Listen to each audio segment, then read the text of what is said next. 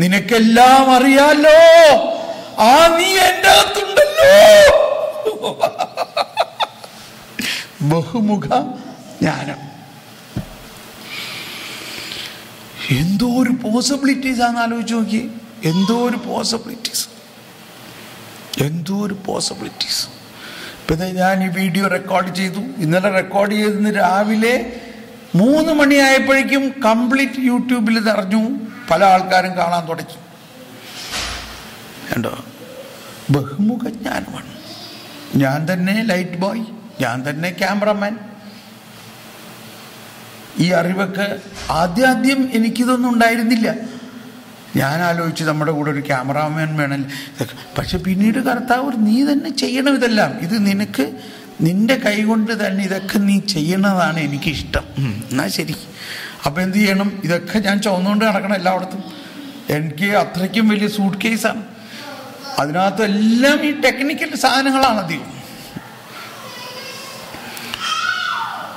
കർത്താവിന് വേണ്ടി എന്തും ചെയ്യാൻ സന്നദ്ധരായിട്ടുള്ള കുറച്ച് പേരുണ്ടെങ്കിൽ നല്ല പണിയായിരിക്കും.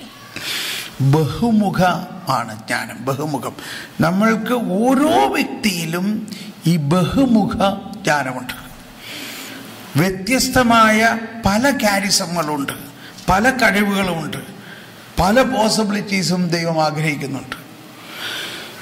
അപ്പോൾ അതാണ് ഒരു വാക്കിനെ കുറിച്ച് എനിക്ക് പറഞ്ഞാന്നുള്ളത്. അങ്ങനത്തെ 21 ഐറ്റംസ് ഇവിടെയുണ്ട്, 21 കാര്യങ്ങൾ. ഒന്നുകൂടി നമുക്കൊന്ന് വായിച്ചാലോ? ഒന്നുകൂടി വായിച്ചാലോ? വായിച്ചിട്ട് അതിനെ സാവധാനം നമുക്കൊന്ന് അങ്ങ് ചിന്തിക്കുക. ഇതടങ്ങുന്ന ജ്ഞാനമാണ്. എന്തെല്ലാമാണ്? അവളുടെ ചൈതന്യം, വിവേകമുള്ളതും, എല്ലാവരും ശബ്ദമുയർത്തി, വിശുദ്ധവും അതുല്യവും ബഹുമുഖവും സൂക്ഷ്മവും ചലനാത്മകവും സ്പഷ്ടവും നിർമ്മലവും വ്യതിരിക്തവും ക്ഷതമേൽപ്പിക്കാനാവാത്തതും.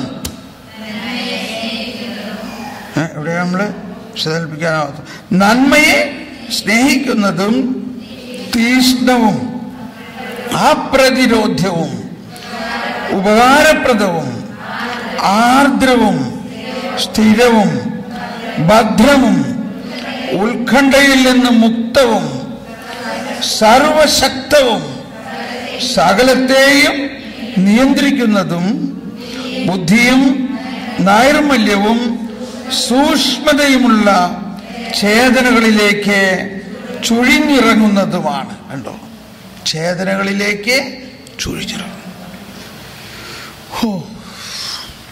നമുക്കൊന്ന് എഴുന്നേറ്റ് നിന്നൊന്ന് സ്തുതിച്ച് പ്രാർത്ഥിക്കാം. ഒരു പാട്ട് പാടിയ മോനെ, പരിശുദ്ധാത്മാവിൻ്റെ ഏതെങ്കിലും ഒരു പാട്ട് പാട്. ഏത് പാട്ട് പാടിയാലും നമ്മൾ ഉള്ളിൽ ചിന്തിക്കേണ്ടത് ജ്ഞാനമേ നിന്നിലേക്ക് ഒഴുകണേ എന്ന് പ്രാർത്ഥിക്കണം കേട്ടോ. ഞാനൊരു 5 മിനിറ്റ് ഇരിക്കാം. നിങ്ങൾ ഇത്ര